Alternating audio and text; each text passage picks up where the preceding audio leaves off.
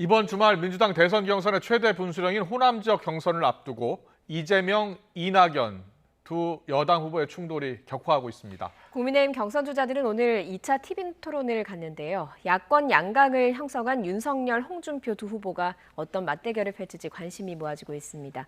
추은호 해설위원과 가열되고 있는 여야 경선 상황 자세히 짚어보겠습니다. 어서 오세요. 어서 오십시오. 네, 안녕하세요. 안녕하세요. 먼저 여당 상황 볼게요. 추석 연휴 이재명, 이낙연 두 후보 캠프 간 이 충돌이 갈수록 격화하는 그런 모습이에요. 특히 대장동 개발 의혹이 쟁점이 되고 있는데 이 대장동 개발 의혹이 호남 민심에 변화를 가져올 수 있을까요?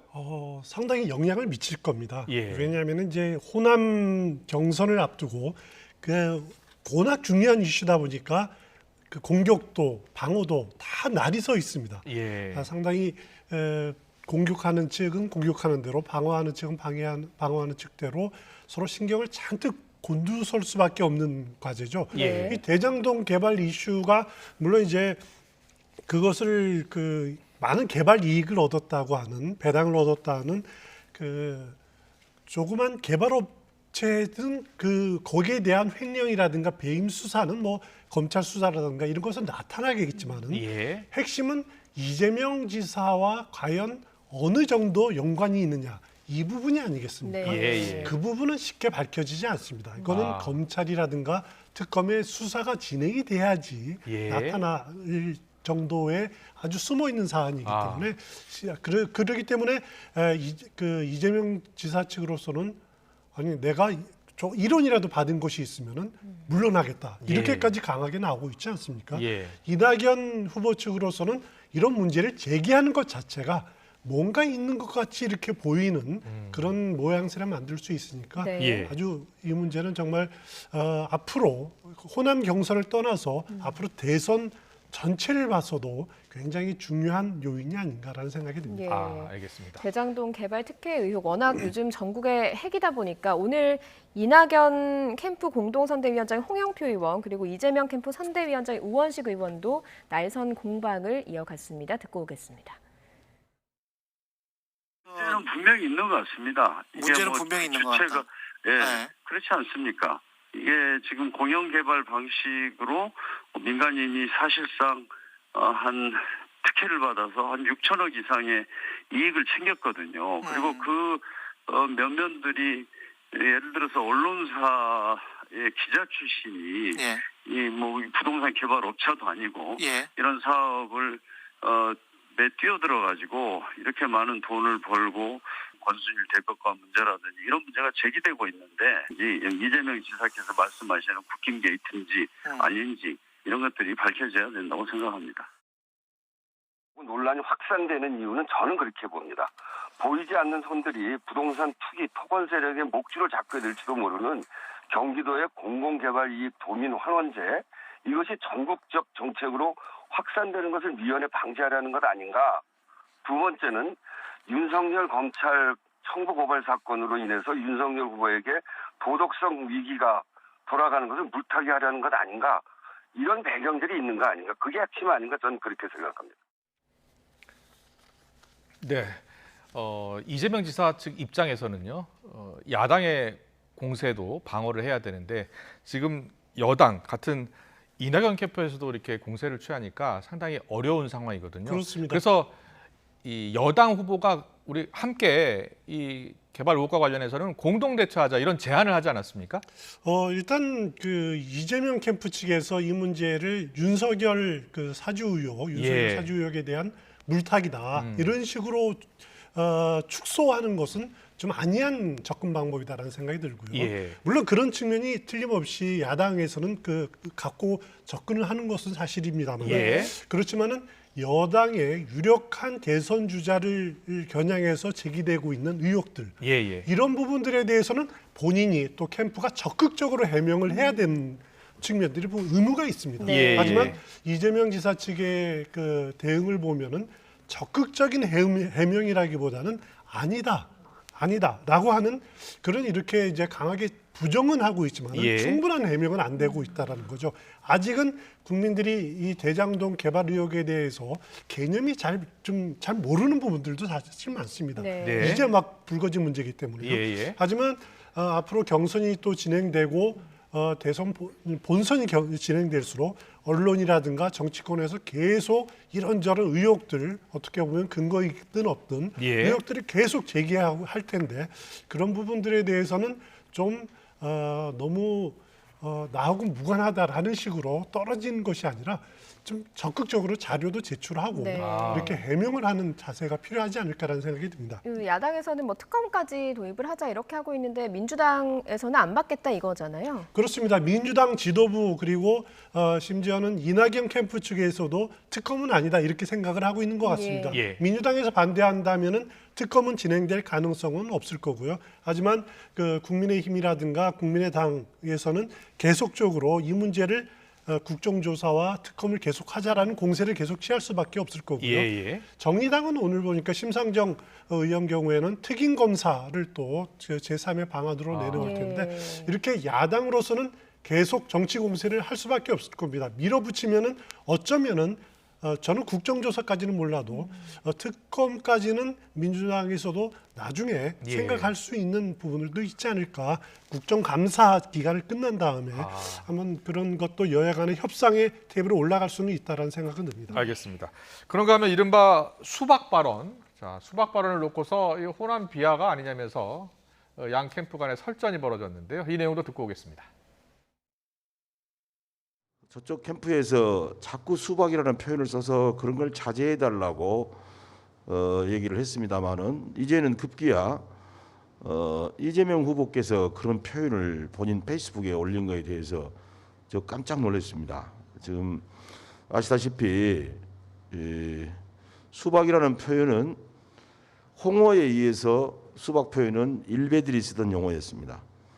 그리고 이것은 5.18 희생자를 상징하는 표현을 멸칭으로 쓰는 것이 수박 표현입니다. 적어도 호남인의 자존심, 또 5.18 희생 영령들에 대한 모독이다. 지금 이런 표현 때문에 호남인들이 상처를 많이 받고 있는데, 본인은 그런 의도가 아닐 망정 그를 들은 사람들이 굉장한 혐오감, 수치심을 느낀다면 이건 큰 문제입니다. 지사님이 SNS에 사용하셨던 수박기득권 용어를 가지고 논란이 좀 커지고 있는 것 같은데, 이게 상대 캠프에서는 호남 비하 발언이다라고 주장을 하고 있는데, 이게 참 그게 겉과 속이 다르다고 우리가 일상적으로 쓰는 용어인데 그렇게까지 해석해가면서 공격하실 필요가 있겠나 그런 생각합니다. 아니 그 겉과 속이 다른 예로 말씀드린 거를 문맥으로 다 알 수 있는데 그것만 또 똑 떼어가지고 이렇게 다른 의미인 것처럼 이렇게 하는 거는 별로 그리 바람직하지 않다 이런 생각이 듭니다. 오늘 아침에 수석 대변인이 셀프 디스라고 이렇게 얘기를 하지 않았습니까? 네, 지금 들으신 것처럼 이재명 지사가 이 대장동 의혹을 반박하면서 우리 안에 수박 기득권자들이란 표현을 사용한 게 지금 논란이 됐는데요. 네. 자, 이 지사의 그 SNS 보면은 저에게 공영 개발 포기하라고 넌지시 압력을 가했던 사람들이 있었다. 바로 우리 안에 수박 기득권자들이다. 그렇습니다. 이렇게 표현을 했거든요. 그렇습니다. 그걸 가지고 이낙연 캠프 측에서는 호남을 비하 발언이다. 구체적으로 5.18 광주 민주화 운동 희생자들을 이렇게 어떻게 보면은 비하한 발언이다라고 주장을 하고 있습니다. 그런데 실제로 언론이 그 일베 사이트에 들어가서 과연 수박이 이것을 5.18 희생자를 비하한 발언인가라고 한번 검색을 많이들 하는 기사들도 많이 있더라고요. 그런데 그런 것은 잘 안 보인다라는 것이 일반적인 그런 판단인 것 같습니다. 그리고 개인적으로도 그 수박을 가지고 호남을 비하하는 발언이다. 좀 와닿지는 않습니다. 그리고 또 이재명 지사가 설사 그런 논란이 있었다고 하더라도 그걸 알고 썼을까라는 데서는 그 이재명 지사는 겉과 속이 다른 정치인, 그것으로 그냥 표현으로 썼을 가능성이 높다라는 생각은 드는데, 만약에 또 이렇게 생각할 수 있습니다. 수박은 겉은 파랗고 속은 빨갛죠.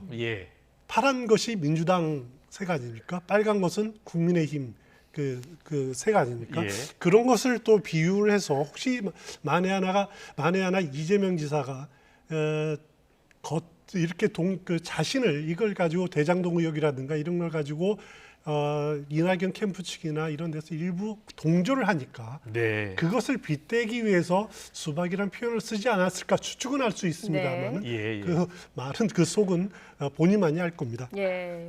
뭐 이번 주에 호남 경선을 앞두고 있다 보니까 양측이 이렇게 설전을 벌이고 있는 건데 사실 추미애 전 장관이 이재명 지사를 두둔하는 반언을 내놔서 눈길을 끌고 있습니다. 듣고 오겠습니다.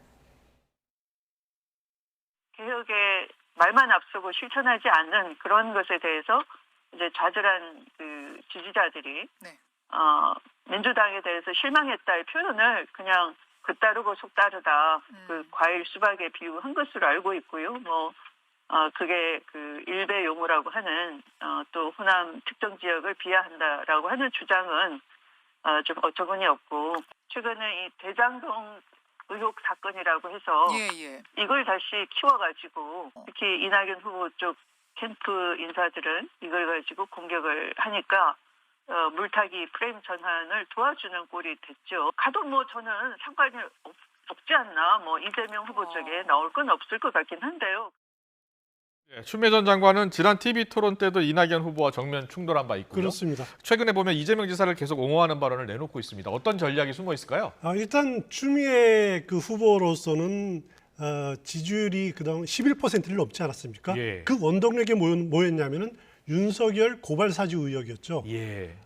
그 호남 경선을 통해서 어떻게 보면 윤석열 사주 의혹이 메인 이슈에서 빠져버리고 대장동 이슈가 빠져버리니까 그건 뭐냐면 자신이 그 관심 밖으로 떨어졌다는 거죠. 결국 그러면 호남 경선에서도 기대했던 그런 득표율 상승세를 이어가지 못할 가능성이 높으니까 다시 윤석열 그 문제를 이슈를 꺼내기 위해서 이재명 지사를 옹호하는 그런 전략을 취하고 있는 것 같은데 저는 추미애 후보의 그 전략을 보면서 가장 개인적으로 관심이 드는 것은 뭐냐면은 추미애 후보가 만약에 완주를 안 하면 어떻게 될까?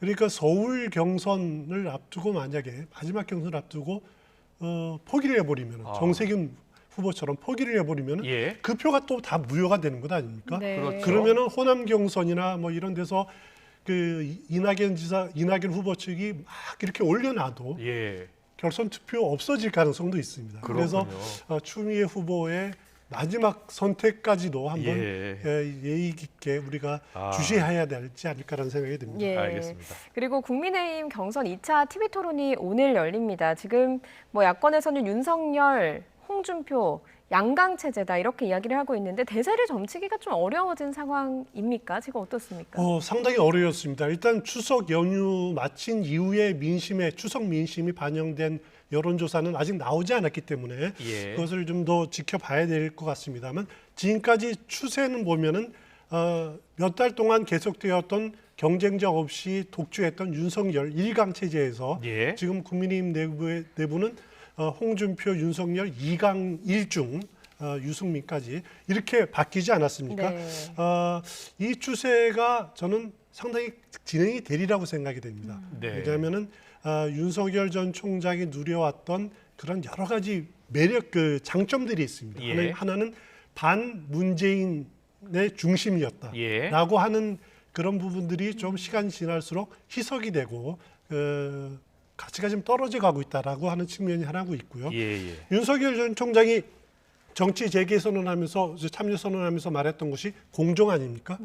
그런데 윤석열 전 총장이 보여준 공정이라는 개념이 잘 뭔지 없습니다. 그 반면에 홍준표 의원 경우에는 홍준표 의원식의 공정은 몇 가지 지금 떠오르는 게 있거든요.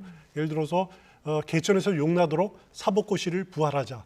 또 대입시도 수시 다 없애자.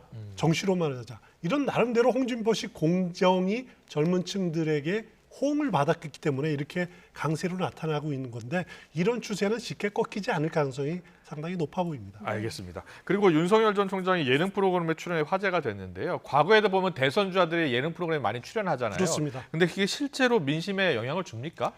상당히 그 예능 프로그램이 가지고 있는 장점은 그 사람의 딱딱함을 좀 벗어나서 어떻게 보면 친근함 그리고 나는 그 대중과의 친화력을 키우는 부분들 아닙니까? 그런 부분들에서는 상당히 효과가 있으리라라는 생각이 들고요.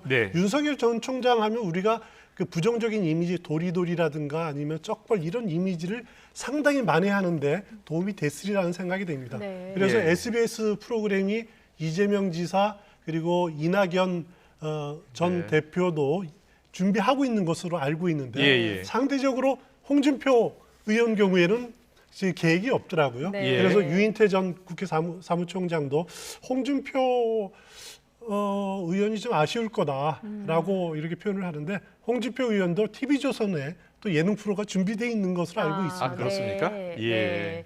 예능 프로그램에 출연하면서 이제 자신들의 이미지를 조금 좋게 어필을 하기 위해서 노력을 하고 있는 것 같은데 홍준표 의원 오늘 SNS에 가장 존경하는 인물은 어머니고 평생 아내만 보고 살았다 이러면서 여성 부분 공약을 하겠다 이렇게 발표를 했거든요. 그렇습니다. 좀 어떤 노림수가 있을 것 같은데요. 아시다시피 홍준표 의원에 대한 여성의 지지도, 호감도 상당히 낮습니다. 예. 지난주에 나온 갤럽 여론조사를 보면은 홍준표 의원에 대한 이제 호감도를 보면은 남성이 38%가 호감을 느끼고 있는데 여성은 19%에 불과합니다. 상당히 거의 배 차이로 나거든요. 네. 특히 20대, 30대, 40대 젊은 여성들의 홍준표 의원에 대한 호감도가 비호감도가 굉장히 높습니다. 그것은 홍준표 의원의 분명한 약점입니다. 마초라는 그런 느낌, 꼰대라는 느낌 네. 이런 것들이 상당히 부정적으로 작용하고 있는데 극복할 수 있는 방법은 어쩔 수 없습니다. 계속 다가가는 방법밖에 없고요. 예. 그리고 여성에 대한 공약들, 정책들 실현 가능한 것들을 꾸준히 제기하는 방법밖에는 없을 것 같습니다. 알겠습니다. 그리고 안철수 국민의당 대표 지금 대선 출마 가능성이 높아지고 있다 이런 보도가 많이 나오고 있는데 추 의원님은 그렇게 보십니까? 일단 출마 가능성 쪽으로 기울어진 것 같아요. 본인 예. 생각은 기울어진 것 같은데 오늘도 이렇게 그 자체 최고위원회에서 하는 말 보니까 양극단의 진영 논리를 해독하기 위해서는 톡쏘는 산탄수가 아니라 탄산수가 아니라 생수가 필요하다. 네. 뭐 생수가 이런 필요하다. 표현을 했습니다. 예. 양극단의 진영 논리를 좀 또다시 언급했습니다. 예. 얼마 전까지만 해도 계속 강조했던 것이 정권 교체의 필요성을 강조했는데 그랬었죠. 이제는 정권 교체라는 말을 좀 아끼고 양진영의 논리 이런 식의 그 과거의 화법으로 다시 돌아간 것을 보면은 출마의 명분을 또 찾고 있다라는 생각이 들고요. 안철수 물론 이제 대표가 완주를 하게 될지 네. 또 아니면은 보수 단일화를 하게 될지 또 아니면은 진보 진영과의 또 단일화를 하게 될지 어느 길로 가게 될지는 앞으로 시간이 많기 때문에 안철수 대표로서로 이런저런 길을 모색할 가능성이 높아 보입니다. 알겠습니다. 오늘 전국 상황은 여기까지 듣겠습니다. 추은호 해설위원과 함께했습니다. 잘 들었습니다. 고맙습니다.